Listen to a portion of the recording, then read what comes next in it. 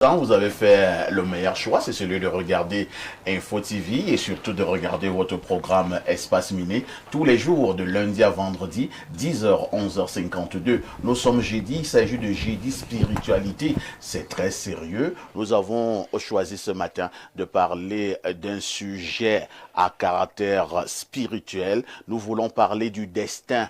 Ils sont nombreux qui pensent que le destin existe réellement.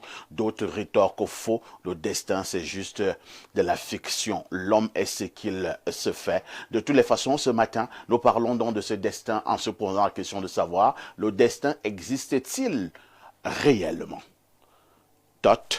Définissons d'abord les mots durs pour être sûr que nous sommes au bon niveau, au même niveau de compréhension. C'est quoi le destin? Le destin, je vais le décliner d'abord dans ma langue, Oui.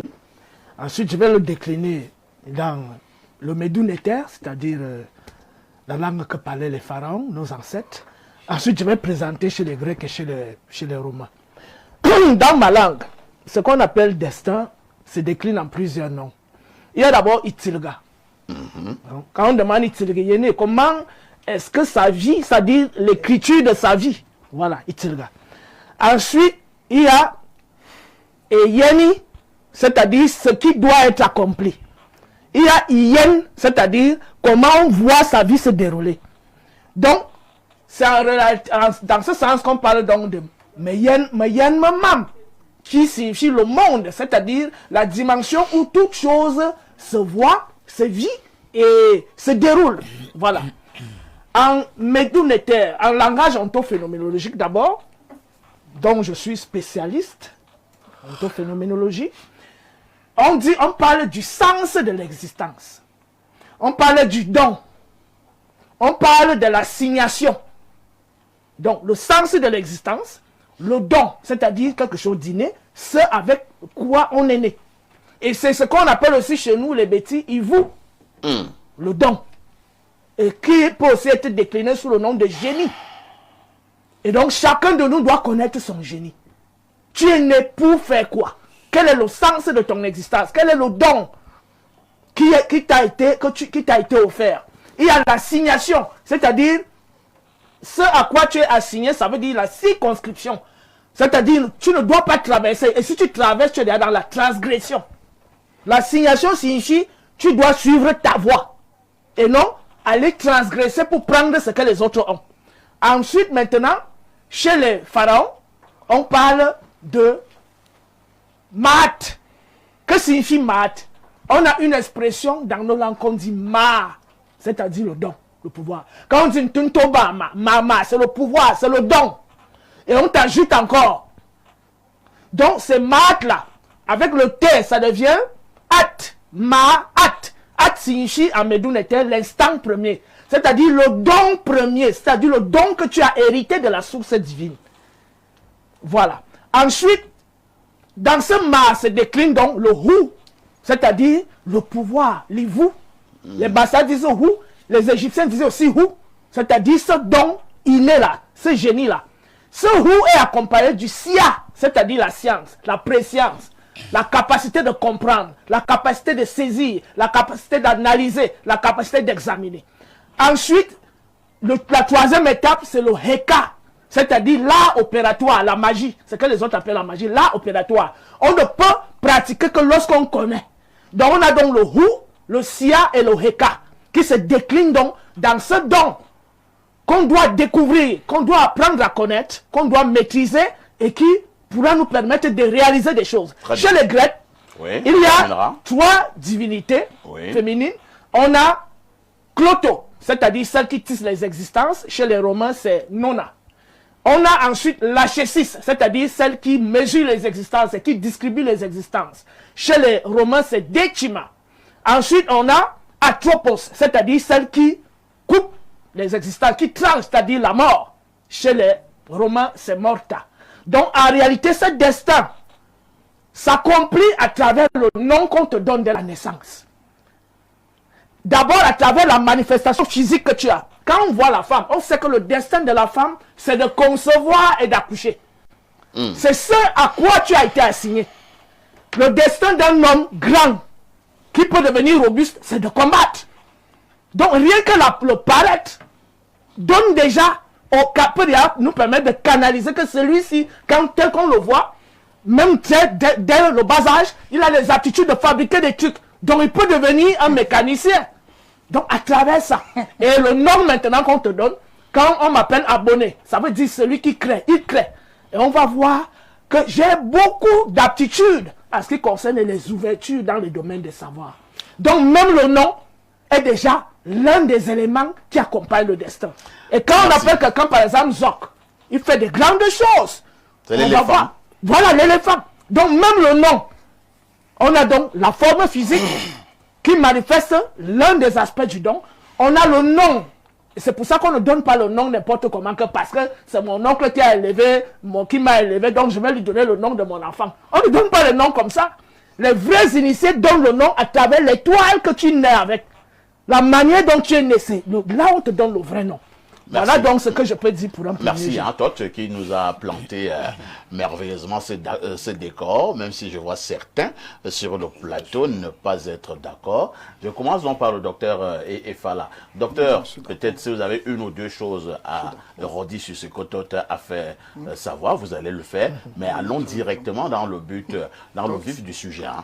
Le destin existe-t-il réellement? Je dirais que de manière péremptoire que le destin n'existe pas. Et pourquoi? Parce que je suis un disciple de Jésus qui parle de foi. C'est-à-dire que si j'ose dire que le destin existe, j'ai détruit toute la foi chrétienne. J'en viens. Parce que quand on parle de destin, on parle de quelque chose qui est déjà fixé, qui est inévitable, irrévocable. C'est-à-dire que c'est même on vous appelle ça comment? Le fatalisme. C'est à la manière de Diderot, hein, qui disait chacun de nous a sa vie écrite là-haut. Là-haut. C'est-à-dire que c'est quelque chose d'irrévocable. Par conséquent, Dieu nous aurait créés comme des robots. Cela signifie que si je suis devenu pauvre, Dieu m'a créé que je devais devenir pauvre. Si je suis devenu riche, Dieu avait préparé que je devais être... Si je tue quelqu'un, Dieu avait dit que je devais tuer quelqu'un. C'est un mensonge, le destin. Contrairement à la destinée. Parce que même dans la définition de Toth en Betty, il confondait le destin et la destinée. Parce que la destinée, c'est le plan préétabli par Dieu. C'est-à-dire que c'est pour ça que dans Genèse, je crois que c'est Genèse 29, Jérémie 11, 29, j'ai formé pour vous les plans de bonheur et non de malheur pour que vous ayez l'avenir et de l'espérance. J'ai formé. Mais a dit, voilà le plan de Dieu. Je désire que vous soyez, vous réussissez. Mais cependant, il y a le libre arbitre. Parce que dès que tu dis destin, et on le définit réellement comme je le dis là, il n'y a plus de libre arbitre. Il n'y a plus de libre arbitre. Dieu dit, j'ai mis devant toi le bien et le mal. Mais je te conseille de choisir le bien. Ça veut dire qu'il y a une possibilité. Ici, moi je crois à la destinée, mais je ne crois pas au destin. Et la destinée, tu n'es pas contraint. C'est-à-dire que la destinée, tu dois coopérer avec Dieu pour que le plan de Dieu s'accomplisse dans ta vie. C'est différent du destin qui est quelque chose de figé, de fixé, d'irrévocable et d'irréversible. Donc en réalité, nous pouvons voir sinon, parce que si on est d'accord, si les disciples de Jésus sur le plateau sont d'accord avec, ils sont en train également de nous dire que la repentance, le pardon des péchés, c'est du pipeau. Donc pour moi, je le dis de manière péremptoire, le destin n'existe pas. La destinée, oui. Merci. Docteur Noir. Le destin n'existe pas pour docteur Efala et il a donné ses raisons parce qu'auquel cas on ne devrait plus mettre les gens en prison. Hein. Si parfois ici il sort de ce studio, ta tête m'énerve et je t'abats, on ne doit pas me mettre en prison parce qu'en fait c'était mon destin que je devais tuer le docteur Noir. Vous voyez un tout petit peu. Je ne suis pas trop d'accord avec le docteur Efala qui est quelqu'un de très brillant. Je voudrais aussi ramener c'est-à-dire l'origine de toute chose. Il faudrait que nous sachions que nous sommes une suite logarithmique d'un règne ou des règnes. Nous avons d'abord le règne stellaire, notamment qui est fait des étoiles, qu'on appelle encore le règne sidéral. Ensuite, maintenant, nous avons le règne cristal, c'est-à-dire celui qui est fait des pierres et des minerais. Nous avons maintenant le règne végétal. Et enfin, maintenant, nous avons le règne animal et pour devenir l'être humain. Ça, c'est la croissance logarithmique de la création jusqu'à l'être humain. Alors, dire que le destin n'existe pas, c'est un peu très fatal parce que, première des choses, nous avons 3 éléments qui influencent dans nos vies. La première des choses qui influencent dans nos vies, ce sont les signes du zodiaque, qu'on appelle encore des signes stellaires. Ceux qui font les études dans le domaine de l'horoscope et ainsi de suite, vont te dire par exemple que, comme tu es de la constellation du poisson, voici le caractère qui t'est doté. Et voici la couleur à laquelle tu es influencé. Maintenant, il dit, tout à l'heure, il est étonné, dit disciple de Jésus, ainsi de suite. Je vais lui dire que les astrologues qui étaient venus au nombre de 3, même pour trouver Jésus, ils se sont servis du zodiaque, ils se sont servis des signes stellaires. Et c'est à travers l'étoile Alpha Tauri qu'ils ont su que le Messie devait naître sur la terre. Donc, dire que on ne peut pas, que le destin n'existe pas, je vais simplement poser la question à ceux qui m'écoutent que, mais, est-ce que c'est moi qui organise la constellation des étoiles qui va influencer sur moi? Ça, c'est numéro 1. Numéro 2, nous avons le nom que nous portons. Le nom que nous portons influence dans nos vies. Si vous prenez 5 Belinga, si vous prenez 6 Belinga, ou alors 7 Avom, ou 3 Avom, vous les réunissez là, vous allez voir qu'ils auront quelque chose de commun. Maintenant, la troisième des choses qui influence dans notre vie, c'est l'ADN. C'est-à-dire l'hérédité à laquelle nous sommes. Alors, est-ce que c'est moi qui ai choisi que mon père et ma mère se rencontrent? Docteur. Est-ce que c'est moi qui ai choisi que le groupe des étoiles, les constellations des étoiles se réunissent au mois de mars et de choisir le jour de mars comme mon jour? Ce n'est pas moi qui ai choisi cela. Plus loin encore, est-ce que c'est moi qui choisis mon nom? Vous voyez donc que c'est déterminé avec une suite. C'est la raison pour laquelle moi je ne peux pas dire. Je vais finir en citant en donnant une citation de Nietzsche qui est très très importante. Il dit, lorsqu'on dresse, s'il faudrait dire, le tableau de la psychanalyse freudienne, il dit, derrière tes pensées, mon ami, il dit, tu n'es pas maître de tes pensées, mon ami. Ta conscience n'est pas maître de tes pensées. Derrière ta conscience se cache un génie qui te guide où il veut, quand il veut. C'est la raison pour laquelle nous n'avons pas la maîtrise sur les rêves, nous n'avons pas la maîtrise sur les songes, nous n'avons pas la maîtrise sur les visions. Et parfois, il vous arrive de dormir, de faire un rêve que demain matin, vous allez faire un accident sur la moto. Vous vous réveillez, même si vous avez prié ou pas, vous vous retrouvez en train de faire cet accident de moto. Donc, c'est pour dire que nous n'avons pas la maîtrise de notre être. Nous n'avons pas la maîtrise de notre corps. Il y a quelque chose de plus fort que nous. Je vais te poser une question. Est-ce que tu es disciple de Christ ou tu ne l'es pas? Nous ne sommes pas ici. Parce que si tu es disciple de Christ, écoute bien. J'en viens. Laisse-moi. Tu m'as permis de te poser une question. Parce que tu as cité, je te le concède, c'est des études que tu as eu à faire. Donc, on peut comprendre qu'il y a un vocabulaire qui est attribué à chaque étude. Oui, qui peut blaser un peu. Même s'il n'y a pas un fond. Oui, c'est vrai, même s'il n'y a pas un fond. Parce que ce que tu dis, il est éloquent. C'est pour ça qu'il dit qu'il y a un vocabulaire qui s'y avec tous les domaines. Nous espérons que vous n'êtes pas jaloux de son éloquence. Ah, d'accord. Non, ce que je suis en train de poser votre question. C'est que je me pose bien la question. Oui. Quand je crois qu'il est en train de s'amender.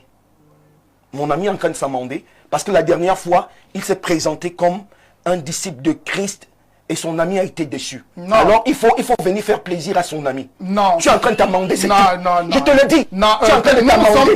Nous ne sommes pas... Ce n'est pas un débat. Je vais te dire ceci. Je suis en train de dire ceci. Permets-moi. Non. J'avais ma parole. J'ai fait une digression. J'avais ma parole. La digression n'est pas... Tu as posé une question. Maintenant, ça devient des analyses. Faire une digression n'est pas être hors sujet. Posez votre question. Pose ta question, tu es hors sujet, mon frère. Est-ce que tu es d'accord avec moi que quand on parle de destin, ça désigne quelque chose de fixé, d'irrévocable? Ok, je vais te répondre selon ces écritures. Permets-moi parfait ici. Est-ce que c'est Jésus qui a accepté d'être appelé Emmanuel? Tu sais ce que veut dire Emmanuel? Permets-moi, parce que je t'ai démontré dès le départ que ce soit les étoiles, que ce soit le nom que tu portes, influence parmi la Bible que tu permets-moi de finir. Permets-moi de répondre. Quand même là d'écouter, mon frère, c'est comment? L'écoute est un art. C'est d'écouter ton art. L'éloquence. Charles Ateba est un livre là d'être hors sujet. Il ne faut pas entrer dans ça. Sois dans le sujet. J'ai fait une digression. Je ne suis pas sorti. Mon frère, une phrase commence par lettre majuscule et se termine par un point. Mon frère, qu'est-ce qu'il y a? Suis-moi tranquillement. Je dis ceci. Tu ne peux pas dire que je t'ai hors sujet. Je dis ceci. Qu'il y a 3 éléments qui influencent dans ta vie. Le premier, c'est le signe du zodiaque. Sans ça, c'est que Jésus, les astrologues n'allaient pas observer les signes du ciel. Numéro 2. C'est ton nom que tu portes. Pourquoi on nous donne le nom d'Emmanuel? Luc chapitre 2, verset 11, si tu veux qu'on entre là. Emmanuel qui signifie quoi? Dieu parmi nous ou Dieu avec nous. Est-ce que nous sommes d'accord? Pourquoi donc il porte ses attributs et ses fonctions? Pourquoi y a-t-il une suite qui respecte tout cela? C'est pour cela que je t'ai démontré que avant notre constitution physique, si nous venons des étapes à des étapes. C'est la raison pour laquelle j'ai commencé avec le signe du zodiaque. Et puis je suis allé jusqu'au pied. Est-ce que le destin... je vais aller avec vous mélangez tout. Le destin et la destinée. C'est ce qui dérange. Permettez au docteur Noir de vous répondre. C'était le temps de parler. Ce n'est donc pas un débat entre docteurs. Plus moi, je vais te démontrer même que même les pierres et les couleurs agissent dans nos vies. Donc ce n'est pas à nous de décider. Je t'ai cité Nietzsche tout à l'heure. Pourquoi tu ne t'attaques pas à cette philosophie? Je vais passer la parole à l'imam. Est-ce que tu maîtrises les rêves et les songes? Parce que vous parlez beaucoup de Jésus-Christ, mais à côté, quelqu'un peut aussi parler de Mohamed. Alors, cher imam, au moment où nous parlons de destin, effectivement, il y a déjà 2 écoles qui s'affrontent sur ce plateau, 2 thèses. Une thèse qui pense, mordicus, que le destin existe. Une autre qui pense que le destin, c'est du pipeau. Quelle est la voie de l'islam? Déjà, permettez-moi, M. Parfait, ici d'élever quelques équivoques. Allez-y. Quand quelqu'un veut nous embrouiller en nous disant qu'il y a la différence entre destin et destinée, moi je ne comprends pas. C'est ça. La destinée, c'est le féminin du destin. Voilà. On dit le destin, la destinée. Destinée, voilà. L'un est masculin, un peu de précision. L'un est masculin, l'un est féminin. Frère, pour un peu de précision, le problème c'est que ce monsieur, je ne sais pas si comprendre bien le français. Ouvrons le On dit dictionnaire. le jour et la journée. La journée c'est le déroulé du jour. Le destin, la destinée, c'est le déroulement du destin. Qu'est-ce qu'il raconte? Quand tu ne maîtrises pas le français, je suis parlé de la non, parce que attention, un homme qui lit un seul. Écoutez, je ne maîtrise pas le français. Il faut être poli. Docteur Fala, calmons. Il faut être très poli. Docteur Fala, non, destin et destinée. Allez-y, s'il vous plaît. C'est le temps de Cheikh Ali. Allez-y. On dit, comme toi t'as dit, on dit le jour, la journée, on dit le destin, la destinée. Pourquoi vous voulez nous embrouiller sur le Voilà, il y a une différence. Écoute, permets-moi, s'il te plaît. C'est non vos dictionnaires. Non, le dictionnaire. Permets-moi d'évoluer, s'il te plaît. Permets-moi d'évoluer. Vous me donnerez raison. Donc, j'aimerais dire ici que le destin existe bel et bien. Voilà. Le destin, c'est la finalité de toute chose. Et le destin, dans l'islam, comme vous parliez de l'islam, il y a ce qu'on appelle les 6 piliers de la foi, parmi lesquels il faut croire au destin, qu'il soit bon ou mauvais. Donc, le destin ici, c'est le décret divin. Et dans le décret divin, il y a 4 piliers. La connaissance. Dieu connaît toutes choses. Il connaît ce qui a été, ce qui est, ce qui sera, ce qui devrait être. Et si cela avait été, comment cela sera? C'est la connaissance. Le deuxième pilier du destin, c'est quoi? Al-Kitab, l'écriture. Tout ce qui existe est mentionné dans les tablettes préservées. Du début de la création jusqu'à la fin de la création, tout est mentionné. On appelle ça les épitomes. On appelle ça en islam mahfouz, c'est-à-dire que les tablettes préservées. Oui. Après, ce qu'on appelle Al-Kitab, c'est ce qu'on appelle la volonté divine. La volonté divine est classée en 2. Il y a ce qu'on appelle la volonté universelle, qui voudrait que tout ce que Dieu veut s'accomplit, bon ou mauvais. Tout ce qui veut s'accomplir. Et dans cette volonté universelle, nous n'avons pas le choix parfait. Ça veut dire que ce n'est pas nous qui avons décidé d'être nègres, ou noirs, ou africains. Personne n'a décidé d'être asiatique ou européen. Personne n'a décidé sur sa taille. Personne n'a décidé sur ce qu'il va manger. Et quand on parle de taille, la taille de tout. Toi, on nous parler de la taille du pilon.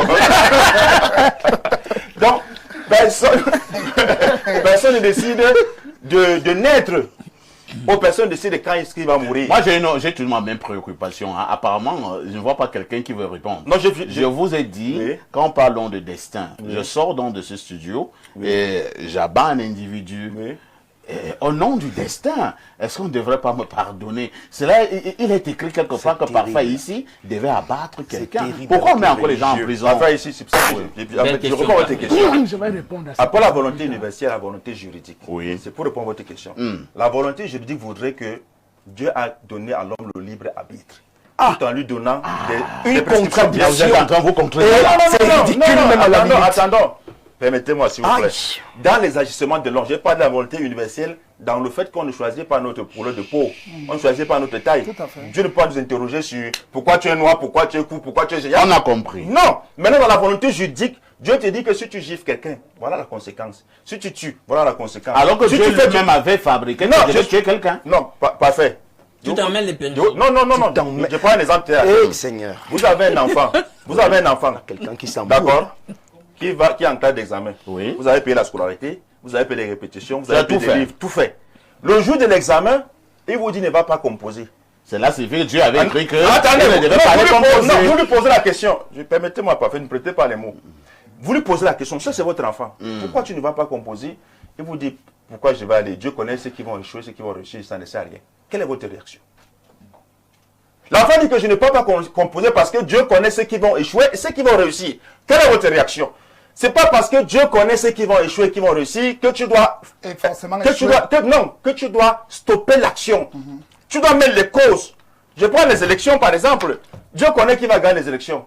Ça veut dire que donc, comme Dieu connaît, personne ne bat la campagne. Pour le cas du Cameroun, c'est Non, pas je là. parle, non, je parle d'élection, je ne parle pas du Cameroun. Ah, pourquoi tu refuses de parler du Non, Cameroun? parce que, non. je Monsieur parle, Papa, parce qu'il y a Je pas, dis, parce- s'il faut Ah, définir monsieur, le monsieur, destin. s'il vous plaît, Ah, parlez-nous vraiment. je C'est dis, terrible. Je parle Et d'élection vous allez de manière chuter. générale. Oui. Ah non. Lorsqu'il y a élection, Dieu connaît qui va gagner, mais ceux qui vont gagner, ceux qui vont perdre les élections. Est-ce que Dieu ne le connaît pas? Terrible. il connaît. Mais est-ce que ça empêche donc le candidat de battre la campagne? Non. Ça n'empêche pas. Lors d'un match de football, Dieu connaît qui va gagner le match, qui va rapporter. Est-ce que ça empêche qu'il y ait match? Est-ce que ça empêche que les joueurs s'entraînent? Est-ce que ça empêche que les joueurs suivent les instructions de leur coach? Est-ce que ça empêche que les joueurs aillent jouer parce que Dieu connaît, donc on doit croiser les bras? Non! Dieu connaît tout, mais ça ne veut pas dire qu'on doit croiser les bras. Merci. On doit mettre tout. C'est comme je chute par cela, je Oui. chute par là. Un jour, un bandit devant le juge au tribunal. Le juge dit, monsieur tel, pourquoi est-ce que vous avez volé? Il dit non, Dieu avait déjà décrété que je vais voler. Et le juge décrit, Dieu vient de décréter que tu as 10 ans d'emprisonnement. Voilà. Parole de sagesse. Il dit que Dieu a décrété que je vais Merci. voler. Le juge dit que Dieu vient aussi de décréter que tu as 10 ans d'emprisonnement. Alain Douk, le destin existe-t-il réellement? Terrible. C'est une question qui a alimenté énormément de débats sur le plan philosophique Tout et à fait. théologique. Je veux saluer ici la contribution de Toth à essayer d'expliciter le concept philologiquement, étymologiquement. C'était très important. Mais quand ça devient très savant aussi, il y a des gens à la maison qui ne vont pas comprendre grand-chose. Or, le lexique résume un certain nombre de choses. C'est-à-dire que toute la philologie, et même, Toth est même allé jusqu'à l'onomastique. Tout à fait. Donc, le dictionnaire résume tout ça. Écoutez à la maison. Le destin, c'est quoi? C'est la puissance mystérieuse à qui les anciens attribuaient le pouvoir de déterminer d'avance et d'une façon irrévocable la suite des événements.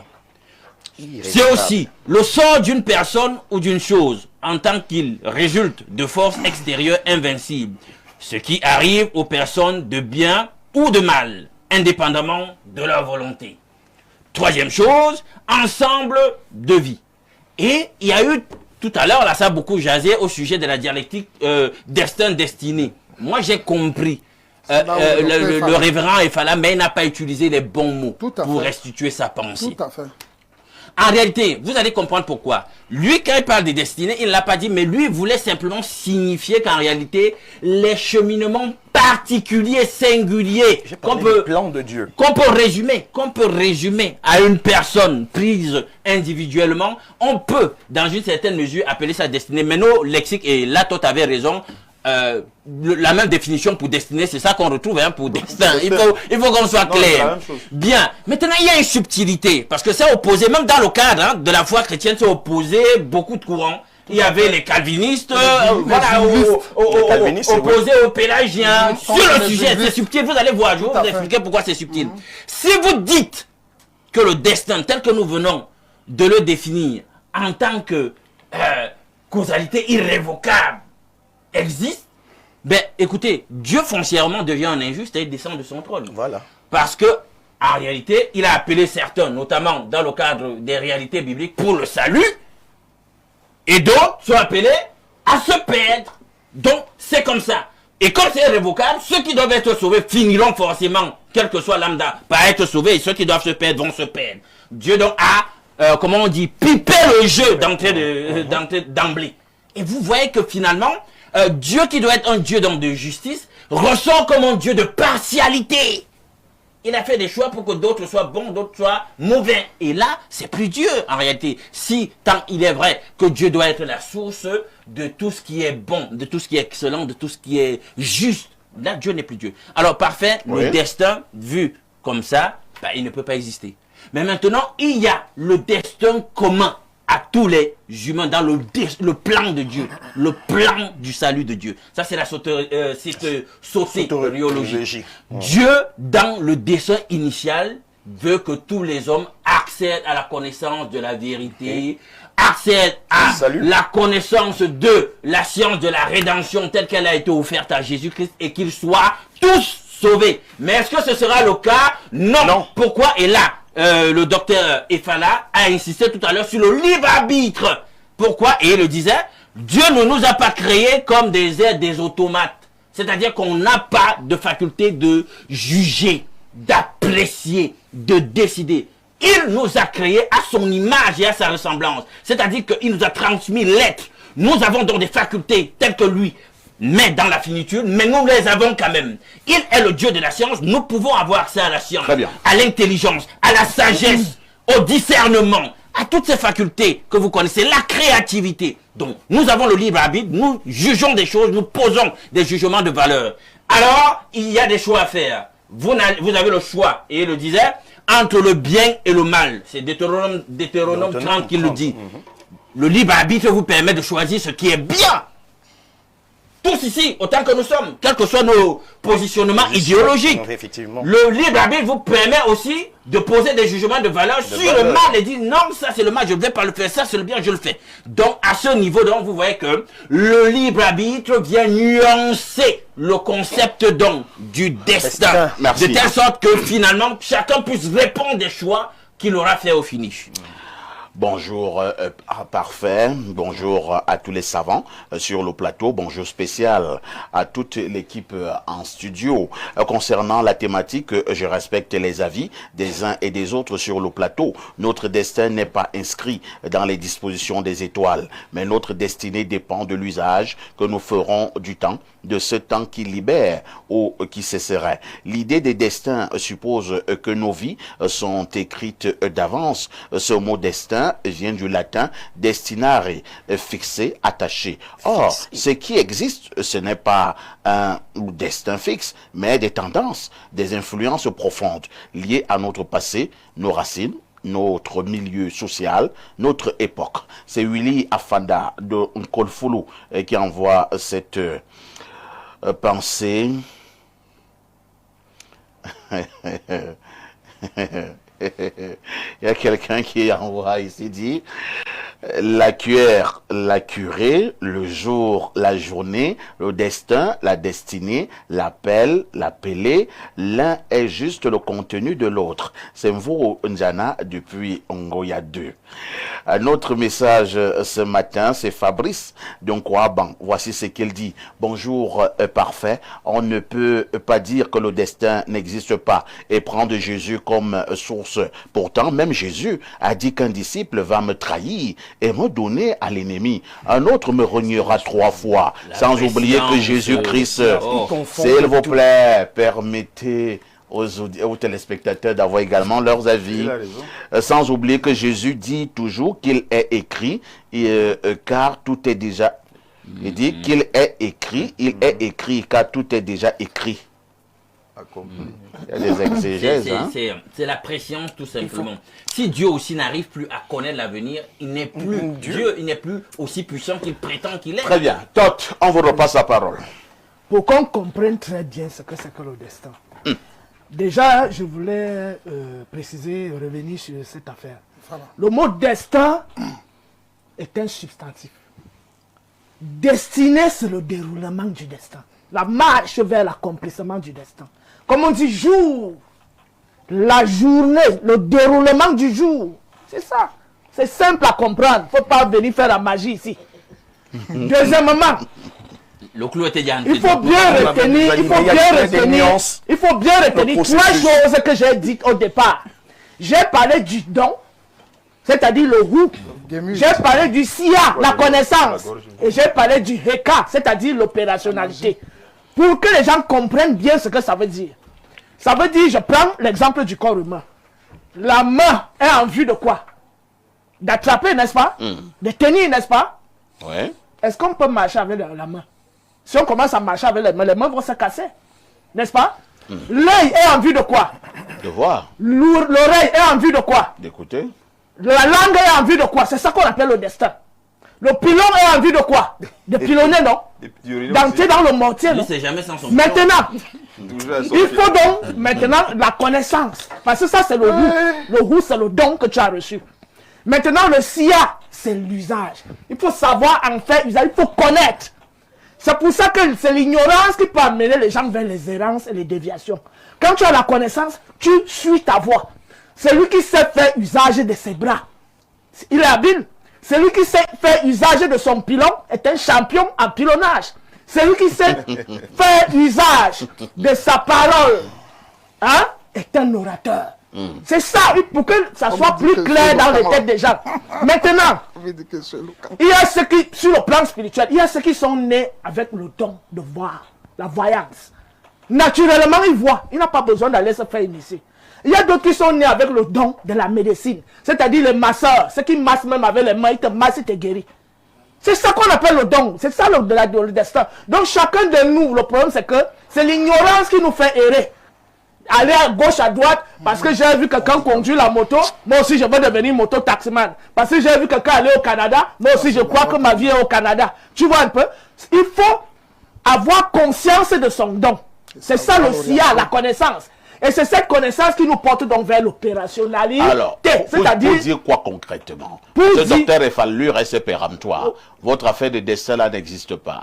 Ben, ça veut dire tout simplement que l'usage de la main n'est pas en vue de tenir. Ça dit qu'il nie ça. Ce sont des faits réels. Maintenant, par rapport au problème que tu disais, que tu sors, tu abats quelqu'un. Oui. Et ça, c'est des affaires de lignée. C'est-à-dire que s'il y a eu des infractions dans ta lignée, ces infractions deviennent un héritage génétique. Ça, c'est des faits. Tu comprends? C'est pour ça que la réincarnation existe. Pourquoi? Parce que ceux qui ont mené une mauvaise vie avant reviennent dans des prochaines vies pour réparer, pour souffrir. C'est pour ça que certains naissent avec des bras coupés, d'autres naissent de lépreux. Donc certains reviennent payer leur faute. Et cette réincarnation, je termine par là, cette réincarnation est prouvée par le fait que quand l'enfant meurt, hein, on lui coupe le doigt, il renaît avec le doigt coupé. On lui met la marque, il renaît avec la marque. Est-ce que ça a trait au destin? Non, je parle de la réincarnation.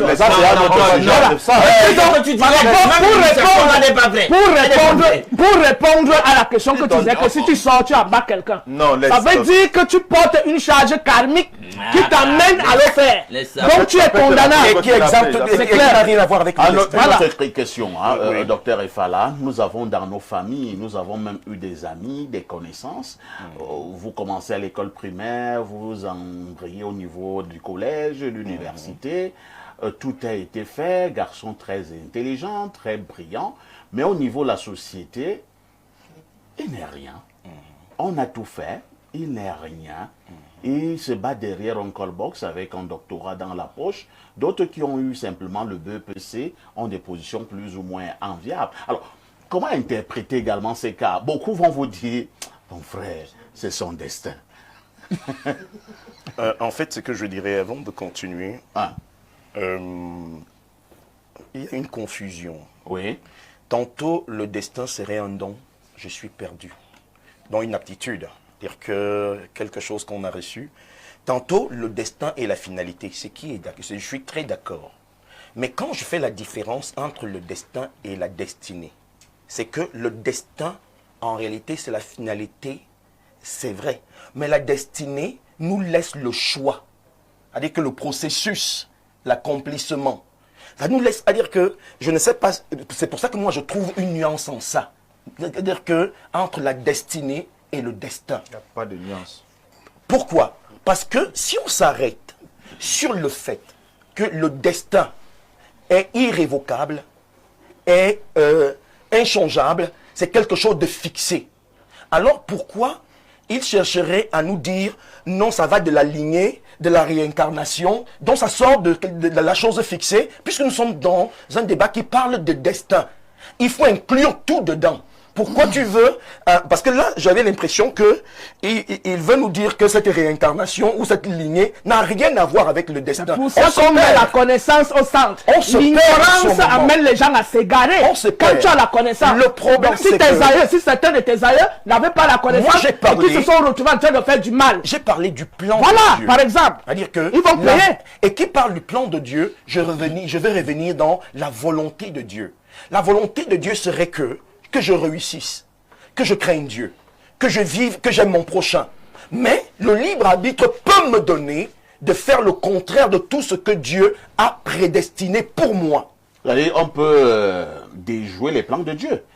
C'est-à-dire que Dieu, lui, l'a préparé ceci pour toi. Toi, tu peux faire autre chose. Oui, on peut dévier, parce que lui-même a laissé le libre arbitre.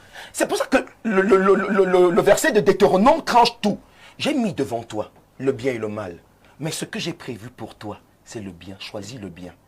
Mais il peut arriver. Mais je te conseille de choisir le bien. Très bien. C'est pour ça que Jésus peut dire, pour revenir à ce que quelqu'un a dit, Jésus peut dire, le malheur arrive toujours. Mais malheur par qui? Le malheur, a dit que le malheur va arriver forcément, mais malheur par qui ce malheur passera? Il n'a pas dit c'est Judas. C'est-à-dire que le malheur a trouvé les prédispositions en Judas pour faire ce genre de sale besogne. Salut les démineurs. Quelle est la différence entre destin et destinée? Sur le plan professionnel, ça existe. Si le Dieu Tout-Puissant a écrit que parfait Haïti sera la bombe atomique de la modération, même s'il fait les concours de l'ENAM, de l'ENS, de la gendarmerie, même s'il a les relations de tous bords, il va échouer. Mais dès qu'il fait les sticks, même sans relation, le nom sort parmi les admis, étant même major, parce que c'est ça qui a été destiné pour lui. C'est pourquoi il faut toujours prier Dieu de nous montrer et de nous diriger sur ce qu'il a prévu pour nous. C'est Arnaud de Mendon. Vous êtes d'accord avec Arnaud, Docteur Noir? Déjà, pour répondre à cela, si tu permets, je voudrais revenir d'abord à certains thèmes. Je voudrais répondre d'abord à mon grand frère Efala, que non, je ne viens pas ici en tant que... Je viens ici comme Galilée était à l'âge des Lumières. Galilée était chrétien, il était protestant, mais il s'est opposé à ce qui était... Il avait dit que la terre tournait. Voilà. Lui, il a dit que c'est la terre qui tourne tout autour du soleil. On lui a dit qu'il était fou. Voilà. Il a été tué pour cela. Il avait les partisans de Copernic. Et lorsqu'il restait quelques secondes pour le tuer, on lui a posé la question s'il avait une dernière chose à dire. On espérait que Galilée devait dire non, vraiment je me suis trompé. Celui qui a été tué, c'était Giordano Bruno. Galilée a été réduit au silence, c'est-à-dire qu'il ne fasse plus de publications. Tout à fait. Mais il avait quand même dit, et pourtant elle tourne. Donc c'est pour dire que lorsque je m'inscris dans un débat, je ne m'inscris pas avec des tendances que le fanatisme chrétien. Vous avez vu la dernière fois que j'ai débattu ici, j'ai cité même jusqu'à Isaac Newton, tout le monde.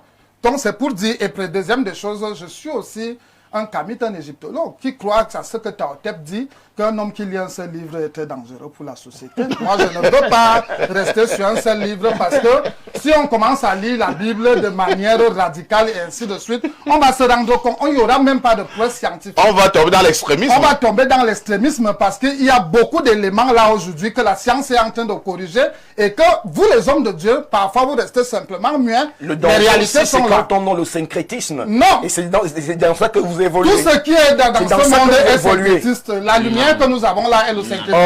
On est pas loin de la lumière. Voilà, permets-moi la lumière. Dans un champ. On est dans un champ. Permets-moi la lumière dans laquelle nous sommes, elle est syncrétisée. Elle est faite de 7 couleurs. C'est ça qu'on Non, appelle... on n'est pas dans le- Même là où tu es là, tu es synthétisé. Tu es composé de 16 éléments. Potassium, soufre, pétrole. Donc c'est pour dire là où je suis là. Je dis ce qui est vrai. Je dis ce qui est vrai. Et même quand même tu vas lire la Bible, quand tu parles de la Bible, dans une vision, comme Douk était en train de dire, mon frère Douk était en train de dire là que il y a la préscience de Dieu. Ça, c'est Dieu qui sait que ça, c'est la préscience pour lui. Mais l'être humain qui est en train de vivre ça, il va appeler ça comment? Nous sommes d'accord. Voilà. Je suis très d'accord avec toi. Il dit plus loin que quoi? J'ai suscité Pharaon à quoi? À dessein. Non. Maintenant, c'est ce que je dis la préscience. Mais c'est pas Pharaon. Laisse-moi finir. Non. Laisse-moi finir. Le texte là, la cause des problèmes. Oui, parce que les gens ne connaissent pas comment fonctionne justement cette influence de Dieu. C'est ce que je dis. C'est ce que je suis en train de dire. C'est pas comme si Dieu intervient lui-même pour endurcir. C'est une manière de te dire que c'est la préscience de Dieu. Mais Pharaon, quand il dit ça, Vous allez chuter. plus loin, il va dire qu'il a vécu quoi. C'était son destin. Permets-moi. Donc, c'est pour dire que lorsque nous parlons de ces choses-là, le destin existe réellement. Est-ce que tu peux rapidement reposer la question? Non, Il n'y a plus de temps. D'accord. Et même Ne mettez plus Pharaon dans vos choses. le destin, vous y croyez, bien Comme sûr. toi, tu as là, et ongle. Monsieur Parfait ici, vous savez, il y a ce qui précède le destin, il y a la prédestination. Tout à fait. Le destin n'est que la manifestation, l'accomplissement de la prédestination. C'est-à-dire dans le plan divin, Dieu a d'abord un plan. Et c'est ça qu'on appelle la prédestination. Et quand ce plan, il le réalise, on appelle ça... synonyme de destin. On appelle ça... Oui, on dit pré. On cause français. Hein. Quand on dit pré, ça veut dire quoi? Avant. Alors, on dit avant. Qu'est-ce que vous voulez faire comprendre aux gens? Non, je te signifiais que c'est... Il va t'embrouiller. Il va aller dans ton sang. Le livre d'Apocalypse parle de C'est la prédestination. prédestination. Maintenant, il y a le destin, c'est la manifestation, l'accomplissement de la prédestination. Est-ce qu'on peut détourner le destin de quelqu'un? Non. Puisque ce que tu vas faire comme détournement là, ça fait partie du plan divin. Ah non. Bien sûr. Je peux répondre. Non, il était prévu qu'on peut détourner.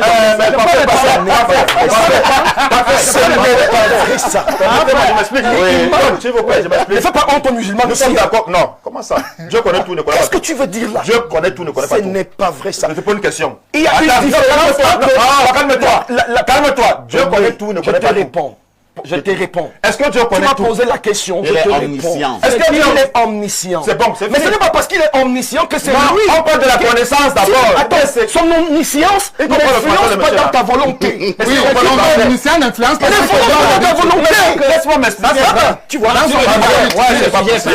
vous voulez que nous soyons désagréables qu'on parle parce que depuis là vous parlez de français. Vous parlez même français. Est-ce que tu peux parler français mieux que moi? Attends, même laisse parler. N'influence pas dans son Tu as le libre arbitre. C'est terminé. Tu as le libre arbitre. C'est terminé. On n'a pas dit pas mon dernier. C'est terminé. Tu comprends pas S'il vous plaît. Nous avons fait un effort de poser ce problème sur la table de débat. S'il vous plaît. J'insiste que c'est un débat hautement philosophique, hautement théologique, pour ne prendre que ces deux disciplines. Nous n'avons pas eu la prétention d'avoir tout dit, mais nous avons eu le mérite de poser ce débat sur la table. La rediff de ce programme, c'est tous les soirs, à partir de 22h30, avec tout ceci. Que faites-vous encore ailleurs?